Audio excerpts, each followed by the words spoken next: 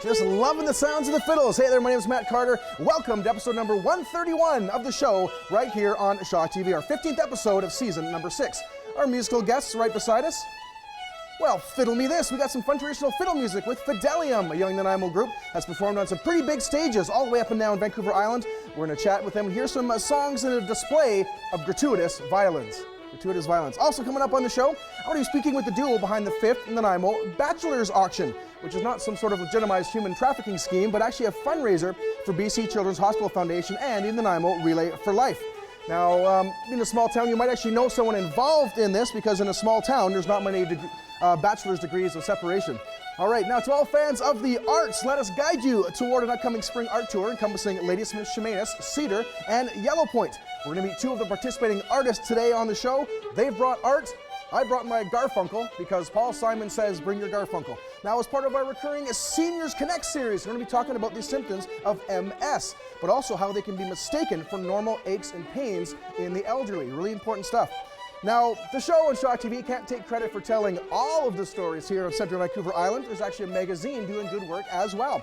So we're going to meet the publisher, owner, and editor of Nanaimo magazine.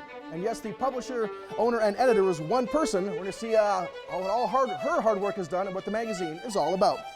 Now, how prepared are you in the case of emergency? And not in the, dude, I've run out of nachos kind of emergency. We're actually talking about earthquakes, natural disasters. So we are going to find out what you should have in an emergency kit. And once you have your emergency kit, we can work on your emergency caboodle. But first, we're going to meet some folks right now who are going to take a run at running down cancer. We're going to find out how they have made great strides in supporting cancer research and the ways that you can take part. So while we're running around the island and trying to jog your memory, you're watching the show right here on Shaw TV.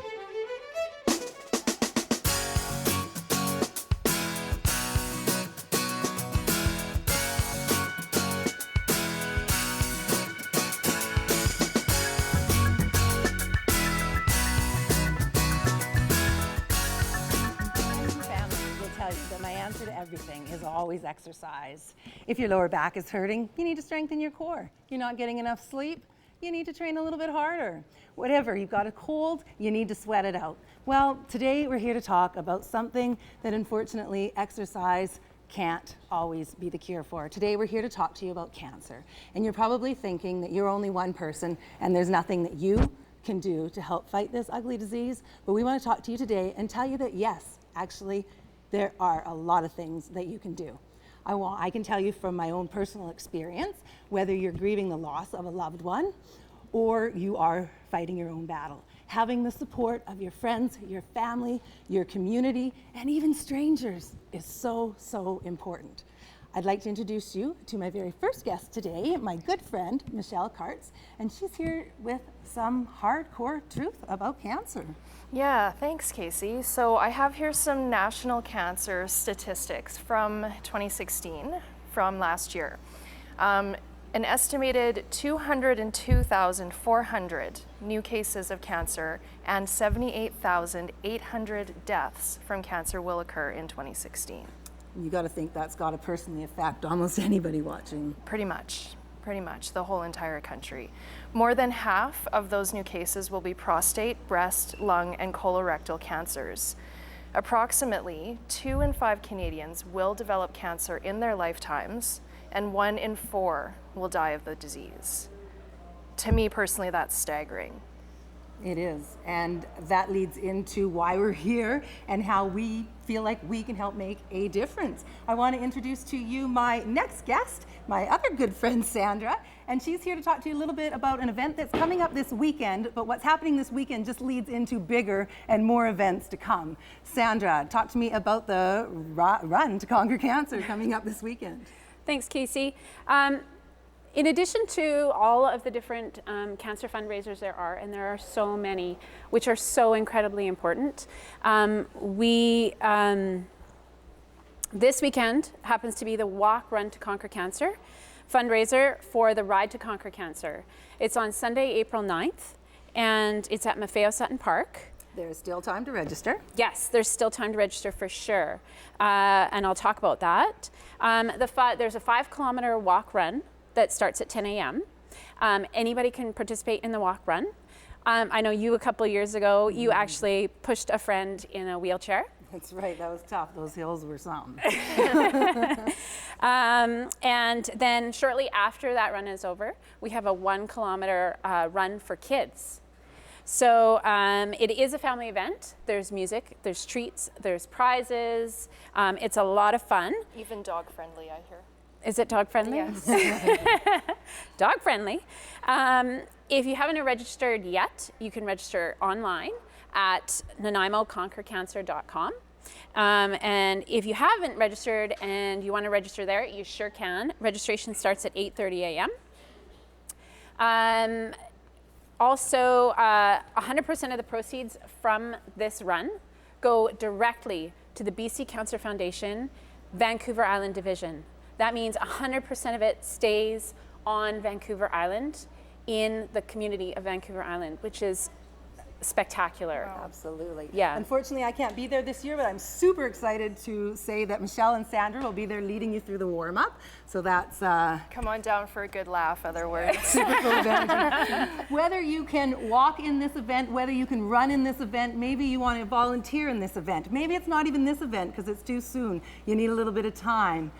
Even if you're just standing at the finish line, cheering those people on when they cross that finish line, that can mean so much. We just want everybody to know that you're not alone in this. It's about a presence, right? It's Absolutely. about being there and being in the flesh and communicating with people. Yeah, even if you're along the route that's there and just cheering people on as they run, as they walk, it gives them the energy and it gives them the inspiration to keep going. So we encourage you to watch for future events. Shaw Cable, the show we're on right now, that's what they're all about, community events. It's not one event. There's so many ways that you can get out there.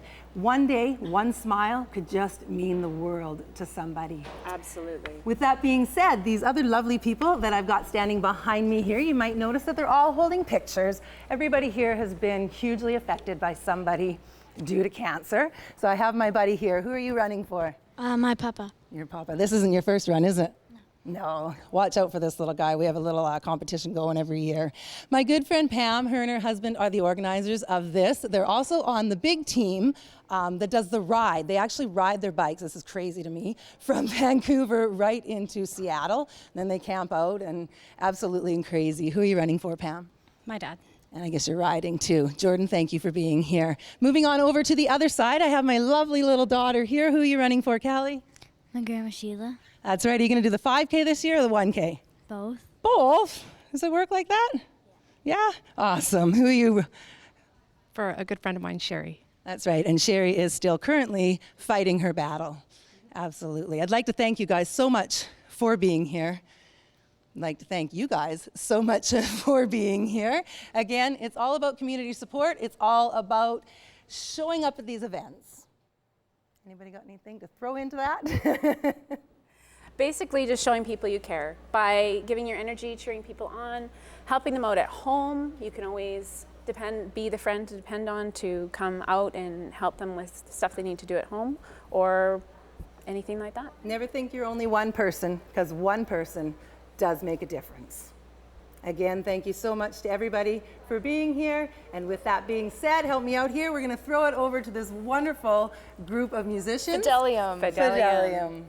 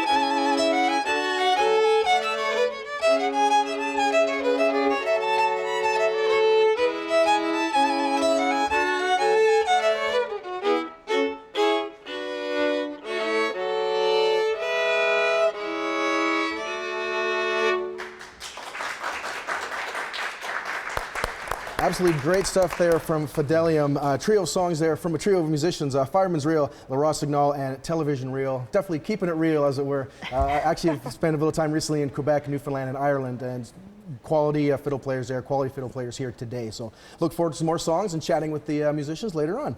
Now, if you're happen to be on the hunt for an eligible bachelor, but also want to support some great organizations locally as well, we've got an event for you to talk about. The 5th Nanaimo Bachelor's Auction is coming up on April 29th, and we have the two founders and organizers of the event here to tell us about it. Very, very happy to welcome Sonia Coleman and Melissa Rieger to the show. Guys, thank you so much for being here. Thanks for having us.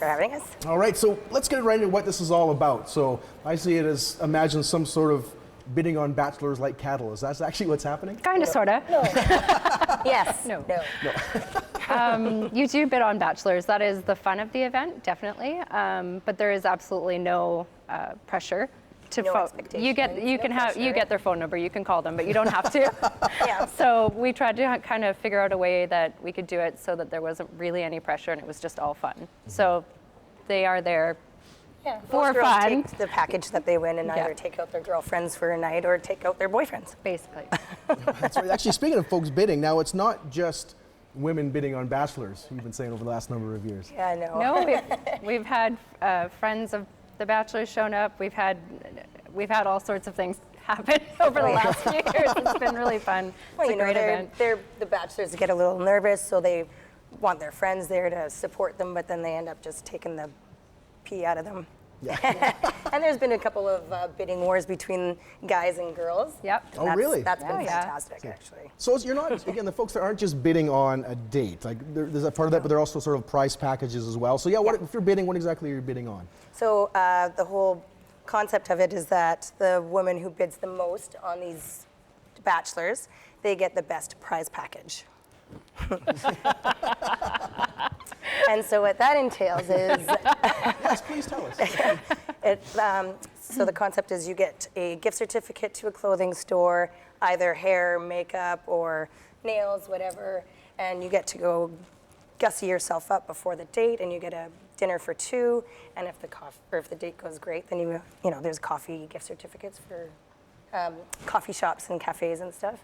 And there's also a big prize package, actually, a trip for two on Harbor Air, and a suite at the Four Seasons with a gift certificate for their restaurant as well. So that's being raffled off as well. And we have another one from Spinnakers in Victoria. They've just donated dinner for two and a night at their guest house as well. So it's kind of neat actually, because this is the 5th year and we're finding more people actually coming to us to get involved, which Yeah. is really great.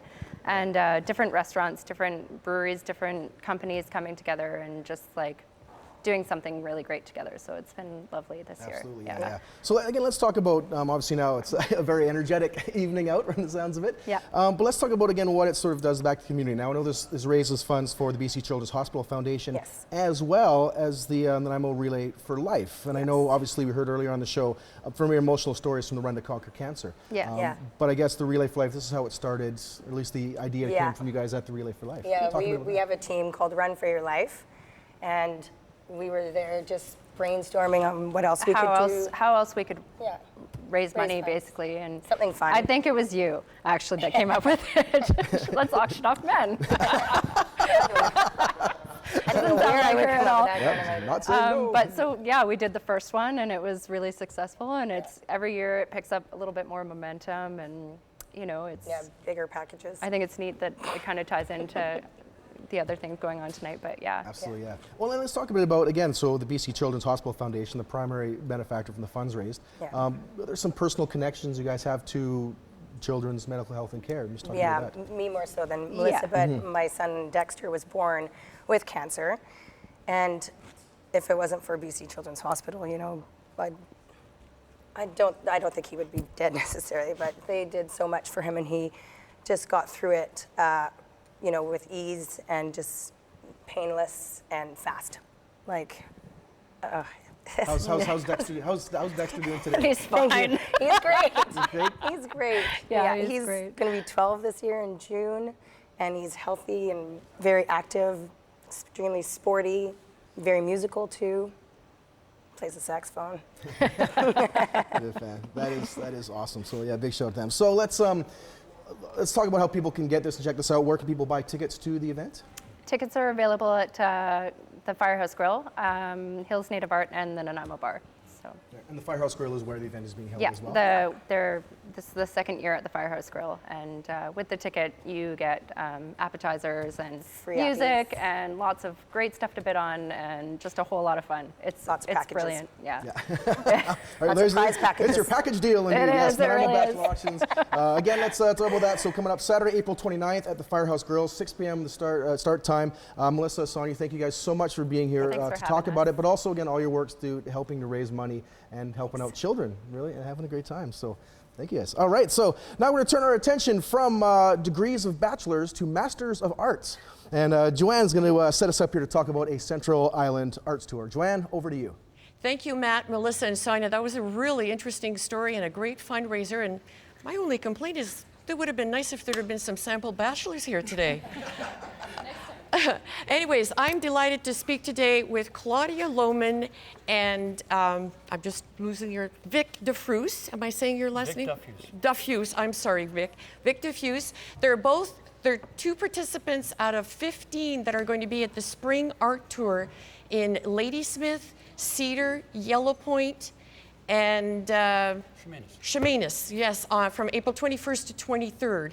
So it's going to be a great time to see some incredible work, and I am really honored to see and talk about the wonderful work that's been brought here today, some great art. Let's talk to Claudia. She's got some great colors in her work, and her medium, her canvas is very interesting as well. Yeah, I paint on wood, yes, mostly with acrylics, yes, and I use a pencil on my paintings as well. Mm-hmm. So. And what kind of wood? Like, is it a light wood, a heavy wood? It's plywood. Plywood? Yeah, or like this piece, this is a piece of pine, and I just cut it any size I want to have it and start. So tell us a bit about what you're representing. What is your message in your artwork? And this one for sure, it's fun. It's called My Two Little Monsters. Okay. And I think this is a painting I made for a children's room, I hope, one day. And I'm not taking it too serious, so my messages are more fun, and I love science fiction, so you see a lot of faces and alien kind of contacts in there. So a lot of fun and a lot of great bright colors, eh? Yeah. And the vertical canvas there, that's beautiful shades of blue. Yeah. Can you tell me a little bit more about that one This too? is called Space Beaver. So this happens when I finish the painting, have no name, and ask one of my children, how would you name a painting? Great. And what was the name again? Space Beaver. Space Beaver. Fever. Beaver. Beaver. Yeah. Okay. So, Okay. it's just, I start somewhere and then it just develops. I don't know in the beginning when I started painting how it will look at the end. I have no real concept in most of my paintings. So it evolves. Your paintings evolve. Yeah. They come naturally to you. They do. Okay. Yeah. And what would you say? I'm going to ask both you and Vic this. What is your philosophy? What is your approach to your work? How would you describe in one sentence your philosophy about doing this? I love to create something, and I think painting is a perfect medium to do that for me. My father was a painter, so I grew up in a household with a lot of art on the walls. Okay. So this is naturally. My sister is a potter in Germany, so there's a lot of artistic flair in my family. And for me, it's creating something and having fun with it. And I believe some additional paintings are being shown that are photos that you've submitted of some other great colorful works and that. So there'll be much of that to see. And you were mentioning as well to me that you're involved in furniture painting. Yes, I do. I call it upcycling. I do furniture and home decor pieces. Everything wood, I mostly paint on it if I find something. Great, and great. Make it good. Well, I look forward to seeing your work, Claudia, on display at the Spring Tour. And now let's move over here to Vic. Vic is part of a partnership, Joe Vic. My wife and I, Josie and I, we've been together since 1979 when we first started working in pottery. God, that's 38 years of it now. Yes. So yours is beautiful and varied. It's about textures, it seems to me. Eh? Yeah, I really enjoy the textured glazes. This is what we call our lizard skin glaze, and it rather aptly describes the texture visually and to the touch. We do quite a wide range of different items, largely functional wear, a good bit of decorative pieces, teapots, bowls, dinnerware sets, and one of our specialties over the years has been this decorating technique. This is called mocha diffusion, and this the decoration is done upside down. I have a tea which is charged with a very strong tea made from pipe tobacco. And it has minerals in it for colorants. I dip the bowl into liquid clay, and I take this brush and I touch, and the juice runs down in rivulets. And and it becomes trees. It forms that pattern. And yeah, it's a reaction between a very mild acid and a very mild alkali in the form of the liquid clay. And it looks to me like trees. Is that It does indeed, yeah. The intended result? That was the intent. It's called mocha diffusion, developed by British potters in the late 1700s. So oh wow, so this is quite a history, this technique. Well, actually in ceramic terms, it's a fairly modern technique, because pottery goes back thousands of years. Right. But lately we've been able to make use of this wonderful time we're in, the computer generation, as we call ourselves, being able to use computer software to help us analyze and design our glazes and to tweak, because we deal largely with functional wear. We want to make sure the glazes are safe, durable, and good for everyday use. But with this computer software, we can also stretch it and come up with some very artsy finishes as well, different surface treatments. Definitely tactile, eh? It certainly is, yeah. And so you said that some of these pieces, not only are they beautiful, but they're practical. Yes, indeed. Most of the pieces, certainly the functional wear, can be used in dishwasher, microwave, and with caution in an oven as well. Oh, okay. And you mentioned teapots. You've got quite an assortment there. Do you ever have people ask you to create a set of dishes for them? Oh, I do dinnerware on a regular basis. This being one of the samples of the extra large dinner plate for those people who choose to. This particular decorating style is reminiscent of a photo I saw on Facebook. It was a satellite view of the polar region of Jupiter, shooting There's down. An inspiration. And there was all these concentric rings of the gases, and I thought, got to do that on dinnerware. So this is what we call our Jupiter series, and I do that on a variety of different dinnerware pieces. Well, this has been terrific. Both Claudia and Vic here are showing completely different media and beautiful work.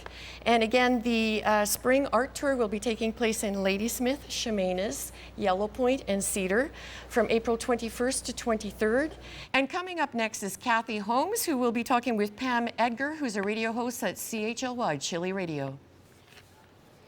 Great. So thank you so much for such a wonderful presentation, Joanne, and to the team. And while you're finished and enjoying the art walk and the art tour and all the fantastic things you see, why not come down to the Seniors Connect office located at 150 Wallace Street and have a bit of a visit with the people that are in our community that are working together to help reduce isolation by over 35% in the next 3 years. Today with me, I have my good friend Pam Edgar. Pam and I both are on CHLY Radio on Living for the Health of It, and it's really inspiring to have you with us as the MS ambassador. And so let's talk a little bit about how MS and seniors issues are combined. Welcome, Pam. Thanks for coming. Thank you for having me, Cathy. Role reversal. It is. It's so strange to have you on the other side of the table. The good news is we both have some things that are really in common, and that is looking after the people in our community and remembering that living for the health of it means taking care of ourselves and recognizing those symptoms that can come along and catch us off guard. I know that you are a survivor of multiple sclerosis. Tell us a little bit about that journey. I was diagnosed in 1988. So I've been living with it for most of my adult life. The symptoms that come with multiple sclerosis are a list of 86. You must present more than 30% of that list, more than 30% of the time before a GP, your general practitioner, will even follow the diagnosis. And the diagnosis for some people can take years. For me, it was 6 years. So it was a life-altering diagnosis. Yes, and 6 years is a long time. And on top of that, a lot of people mistake those symptoms, don't they? And as we get older, we can really notice some differences. It mimics things that you likely experience. Right. Being forgetful, being tired. There's a big difference between being tired and fatigue. Yes. Tired recovers from a nap, a little good nutrition, maybe a glass of water, but fatigue doesn't go away. It might lessen from time to time, but your body feels like it's not responding. It's much heavier than it is, and you have no energy. Yes. Recharging is not becomes an ongoing everything and every day. And fatigue for some people can last moments, it can last days, it can last weeks, it can last months. Depends on the individual. And a lot of people mistake the symptoms as just creakiness and getting a little bit older. I sat in that position too long, I got stiff. Exactly. I didn't sleep well last night, so I'm forgetful. I haven't had enough water, so I'm lethargic. My thoughts aren't clear. So many things. What could you suggest to people who start to notice that they're more and more tired? I mean, today there's so many things that are going on out there, and we really need to be cautious about making self-diagnoses. But so are you reaching for a candy bar or a pop or that second cup of coffee to get you through the afternoon? Oh, yes. Because we tend to mask the symptoms that we're experiencing and think it's no big deal. Yes. But when it persists, when it doesn't go away, when you have no way of recovering from those symptoms, please, please, please, please, please talk to your doctor. Write down what you're experiencing and see, is there a pattern to it? Is there a cycle to it? The more information you give your physicians, the better the chances are of good diagnosis. But so many of the symptoms are things that we can slough off, excuse, without really paying attention to them. And people with MS, like myself, we're going to age too. So as we age, the symptoms are going to change. And I noticed when we were off screen, we were talking about some of those changes in symptoms. Can you share with our audience really what are like 3 majors that you really notice? For me, because it's my experience with MS, fine motor skills. So you can sit and write, me not so much. I have a hard time opening things like yogurt. I can lift my couch, but I can't open my yogurt. Some days a knife and a fork, that's too much work. Problems with my eyes. My vision will change, it will blur. I have floaters that appear and disappear. And again, the fatigue. Those are the 3 major symptoms for me. There's a lot of information that's available about multiple sclerosis and a lot about all kinds of conditions as we're aging. But something's coming up in May. In May. Tell us more. Annual event, the MS Walk, which starts on May 28th. All the information's at the website, www.mssociety.ca. Join a team, come out. The day is so much fun. We start bright and early. Registration, I think, starts at 8:30, and we take off for the walk at 10. We're done by 1 o'clock after a lovely lunch. There's music in the park, and we'll be at Maffeo Sutton Park in Nanaimo. And for more information about how you can get involved, listen to CHLY Radio at 101.7 for Living for the Health of It with Pam Edgar. And now coming up, we have Matt Carter once again to introduce Fiddelium. Thank you very, very much, Cathy. Appreciate it. And thank you, Pam, as well, very much for coming on the show. Done so much great work for many, many years on Living for the Health of It on CHLY, and what you've done to turn challenges into opportunities has been really inspiring. So thank you so much again for being here today. All right, now very, very happy to chat with our musical guests. We'll call them Maestros of the Fiddle, Fiddelium. And they've performed on, so again, some major stages on the island. Feature solos with the Strathcona Symphony Orchestra, participates with the Nanaimo Child Development Center Telethon. And in a little bit, we're going to talk about a big season-ending show coming up in May at the Port Theatre. But for now, in the Shaw TV studios, we have Quinn, Michaela, and Max. Fiddelium, welcome so much to Shaw TV. Thank you. Really stoked to have you guys here. So let's Quinn, I'll start with you. What is Fiddelium? What's the group all about? Well, we started about 6 years ago, and it started a lot because we were part of a bigger group, but we were not feeling challenged, so we started this group and we were playing more advanced music. And it's definitely changed over the years. Just because people got older and graduated, and this year there's just 3 of us. Yeah. Yes. That's a good question, actually. So we'll pass the mic down to each person. How long have you guys been playing the fiddle for, individually? I've been playing for about 12 years. I've been playing for 8. I've been playing for 9 years. Nice. Well, obviously the talent definitely really shows. And actually, before we go further, I want to ask a question I know a lot of people might not know. The difference between violin and fiddle. Is that the instrument? Is that the style of playing? What is that all about? Yeah, so the violin and the fiddle are actually the same thing. It's just a different style of music. So typically, if you play fiddle music and traditional music, that you would refer to your instrument as the fiddle. And if you're a classical soloist or you play in an orchestra, you would refer to it as the violin. Yes. And do any of you play actually both styles? Or yeah, Max and I do. I see. Oh, right on. Excellent. All right. So actually, I want to go. Yeah, Max. Let's talk to you about. Let's go back to like the very first time you picked up the fiddle. Was that something you really wanted to do, or suggested to you? Just tell what was going through your head when that happened. Well, I was 4 at the time, and I can't remember it that well. So I just remember it feeling kind of awkward and screechy sounding. Yeah. So, yeah. Because that's sort of like, I guess one of the big challenges of playing the fiddle, again, obviously no frets on the neck there, so sort of obviously where to put your hands. Would you say that is the biggest challenge to playing the fiddle? No, not really. All right. What do you find the biggest challenge when you were first starting out?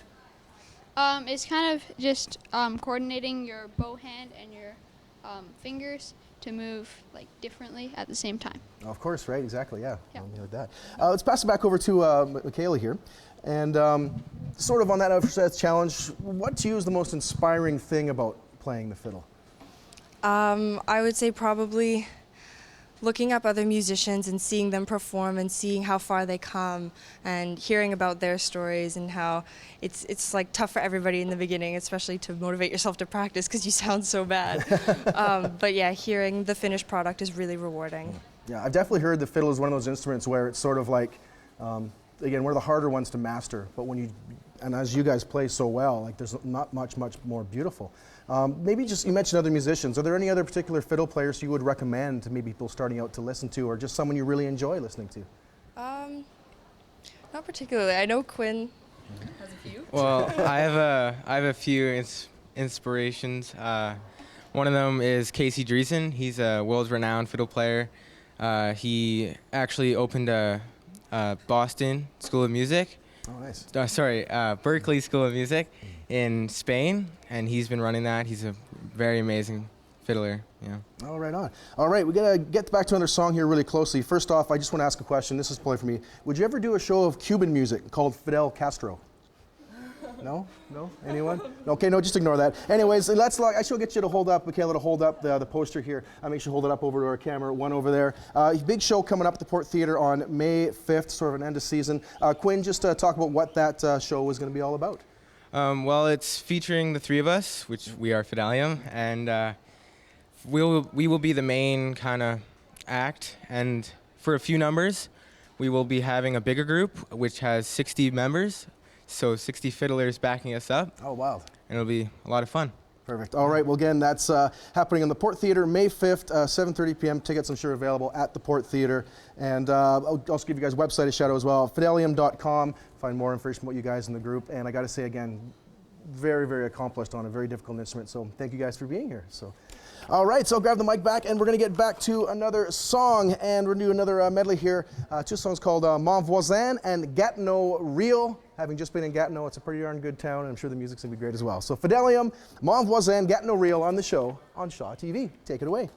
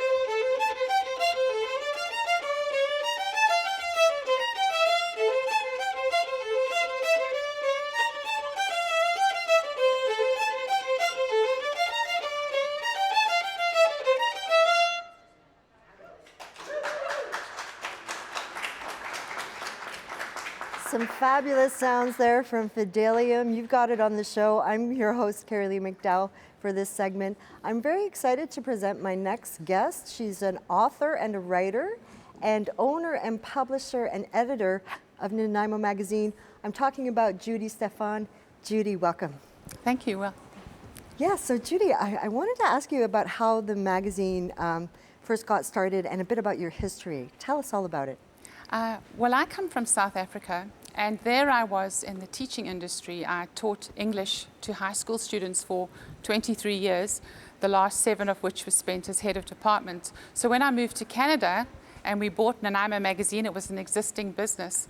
I'd never been in the industry before, so it was rather scary to suddenly change from being a teacher to being a business owner. Wow, well, so let's just show a couple of the magazines to the camera, if you can just hold them up quite as long as you can there. And we'll just show a few of them. And you can see how, the focus on these magazines is empowering, educating, inspiring. It's all about positive themes. So I wanted to ask you, Judy, about, your mandate and philosophy of the magazine. Well, the magazine deals with the positive things in the community. We're not a newspaper, so we stay away from anything that's controversial or political or negative. So we're talking about island living, community, not-for-profits, arts and entertainment. We focus on people that have achieved good things in the community. I seek them out and interview them, and people like to read it because we've got guest writers. People go for it sometimes just for the jokes. Yeah, well, I love the magazine, you know that. And I also want to talk about the fact that you're an author and a writer. What kind of novels have you been writing lately, or what have you been up to with your writing? I started writing as a very little girl, actually, and I focused mainly on writing romance novels. I've published 8 on Amazon. They are ebooks, so you can download them to a Kindle or some similar device. And the reason that I like writing romance is I am a fan of chick flicks, and I believe in happy endings. Yes. And so do you have a lot of happy endings in your novels? All of them have happy endings. All of them. Yes. Sounds good to me. Now, as a business owner and a writer, and especially as a self-empowered woman, how did success find you? How did that come about? How did you make it happen? Being a new immigrant in Canada was fairly difficult, dealing with just all the changes. I mean, I don't know if you're aware of this, but coming from the Southern Hemisphere, we have Christmas in the summertime. And even the water goes down the drain a different way here. And my biggest challenge moving to Canada was learning to drive on the wrong side of the road, on the wrong side of the car. Yeah. But if you're starting a new business and dealing with that, the best thing to do is just get completely engrossed in your community. And so what I did is I joined everything. I became a Rotarian. I did Toastmasters. I'm very involved in the Chamber of Commerce. I was on the DNBIA board, and I was involved in the BC Summer Games. And that networking has helped me settle in Nanaimo and get known, and my business therefore gets known as well. Wonderful. So just any quick tips for writers on how maybe you can hone your writing skills? Well, first of all, they say that everybody has a book in them. And not everybody wants to write. If you are inspired by a story or by something that you're good at and you want to write, the best thing is to simply get down and put it on the computer. And at any point in the future, you can go back and edit it. And I've edited some books. I wrote a book in 1990 that I published in 2013. And don't have to ask me how many times that was edited. You can edit things over and over again until finally it's fine-tuned. Well, that's just wonderful, Judy. So I wanted to ask, how can people get in touch with you? What's the best way? The easiest way is to get hold of me through the magazine, and that is through my website, nanaimomagazine.ca, and there all my contact details are, my telephone number, email, and all of that. Well, thanks so much for joining me today, Judy. It's been wonderful talking to you. You really are doing an amazing job helping the community, and I want to thank you for that, and we'll have to do this again soon. Thank you. So I'm going to now pass it over to the wonderful Joanne Hogan, who's going to tell us about Get My Kit. Thanks for watching. Thank you, Kerilie. Look at this. It's wonderful to be here today with Chad McGillivary, who is the inspiration behind all of this. He's going to talk to us about what earthquake preparedness really truly involves and present the contents of one of his kits. I'd first like to begin by asking Chad to share with us what inspired you to get involved in this kind of work. Actually, I read an article online about a 6-year-old boy in Japan during the 2011 earthquake that was left hungry and without his parents. He later found out that his parents had passed away. And that led me to want to get prepared. I'm a father of 3 children, so like anybody, I went to Walmart, Costco, Cabela's, all these types of stores to buy one of these kits, and I couldn't buy one. So I ordered one online, and when it showed up, it wasn't quite the quality I'd thought, so I decided to build one myself. Quickly, family and friends had found out what I was doing, and before long, I realized there was a market, so I started building them. And now we carry them in 50 or 60 retail stores all over British Columbia, and we're helping lots of families get prepared. Our primary focus is having an all-in-one kit. It's more about helping people get prepared. What happens with a lot of people is they decide to build their own kit, and they get 1 or 2 items, and then life happens, and we get busy. I'm guilty of this as well. Right? And then you end up not getting prepared. So what this kit does for you is it has all-in-one food, water, shelter, communication, sanitization, everything that you're going to need to survive for the first 3 days after an emergency or an earthquake.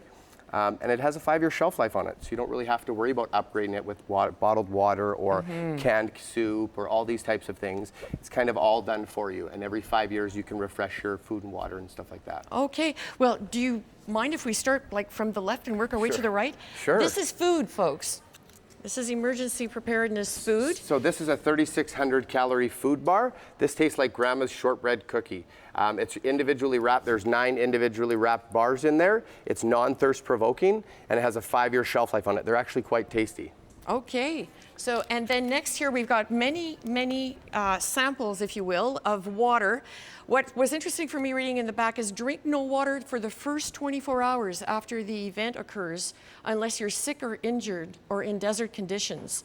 So then after that, a minimum of 8 ounces per day. I thought that was very interesting that this is written in several languages on the back of that. That's so that you're not going through your rations quite quickly, right? The longer that you can kind of ration it, the more longer your kit will help you survive. Really. Yeah. And of course, there's some ponchos for to deal with inclement weather. Yeah, so we tested out 3 or 4 different ponchos because I was starting this not as a business. I was starting this to build a kit for myself, and I wanted a high quality kit because the one that I ordered wasn't.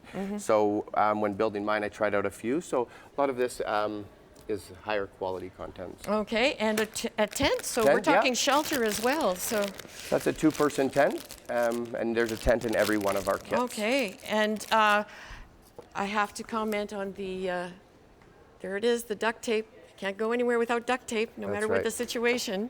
We also include a crank flashlight, radio, and siren. So you crank it up, there's no batteries that are needed, which is great, so you don't have to worry about upgrading. That kind of takes the process out of updating your kit all the time, right? So if you have batteries and stuff like that, and I'm not steering away from that, that's great to have those things, but this way you don't have to go and upgrade your kit. It kind of takes the thought out of it for a 5-year process. I've been in situations where the kit, the batteries were left for a while and there was acid leaking in the bag in that situation. It was not very pleasant. Yeah. We also include things like can openers, folding scissors, emergency blankets come in ours as well. Another really cool item that we put in our kits, in our deluxe kits, is camp heat. So camp heat will heat up your tent. For each tin will burn for up to 4 hours, and they will heat up your area. Also in a deluxe kit, you do get a cooking stove with 24 fuel tablets. So you'll be able to cook and heat up some food or different items. Just curious, what kind of fuel does it use? Well, they're just little fuel tablets. So you can use the waterproof matches to light it up, and it's got a little folding stove. Oh, so it's like solid fuel that burns. Yeah. Okay, great, great. And I see you've got as well gloves. Why are gloves so important in the emergency? Well, you know, if there's some destruction and the buildings have collapsed and things like that, you're going to want to lift heavy and sharp objects. Also, some cotton gloves to keep your hands warm. Also, one of the really important things that the province recommends is to have a dust mask. There's a lot of asbestos in buildings and debris that will be there. So having a dust mask is the #1 item that the province recommends in an emergency kit. And let's not forget the Swiss Army knife, too, Yes. very important. Well, this has been wonderful, Chad, that you've taken the time to show us what this is all about, and that we have to start thinking more about planning for these situations, even though we might not think it's necessary. It is important to think that this could happen. You can't hold a candle to preparedness. Exactly. I guess I just did hold a candle. Yeah, Sorry, exactly. A 50-hour candle, I might A add. 50-hour candle. Whoa, nice. That's a lot of candles. So that's a substantial candle. Definitely. Absolutely. Chad, thank you very much for being here and again letting us know about all these options. Joanne, thank you very much for taking us through this. I thought when you heard emergency kit, it might be the car from Knight Rider that might be here. It's the kid I know most about. So now I'm glad I know more about this. So I do have to ask you as well, are you a hockey fan at all? A little bit. A little bit. So I was just wondering if the New York Rangers, if their goalie coach rates the earthquakes on the Mike Richter scale. Oh. That's a goalie from back. He defeated the Canucks, so no one here actually likes him anyway. So, yeah. Or the New York Yankees and the Mickey Mantle. I tell you that, another earthquake line there. Anyhow, anyways, I had to go on and talk to Nolan over here. What else were you talking about earthquakes? It's kind of hard to put like puns about earthquakes. Though I did say we were talking, of course, about like the packaged water and stuff like that. I know if I was, recovering after an earthquake, my drink of choice would probably be a big milkshaker of great magnitude, which you would get from super-sized McDonald's, maybe with the gin and tectonics to go along with it. Gin and tectonics. Anyways, I am guilty of liking milkshakes. I guess I did cross the fault line there a little bit. Anyways, I gotta get my subduction in a row. So anyways, I'm gonna say thank you very much to all of our guests and hardworking volunteers and staff in front of the cameras and behind the scenes. Hey, you can find more about this program, Shaw TV, on Facebook, facebook.com/the show on Shaw. You can also get more information from our Twitter page as well, from Shaw TV Central Vancouver Island. You can also check out previous episodes of the show on our YouTube page and also through our Shaw TV website as well.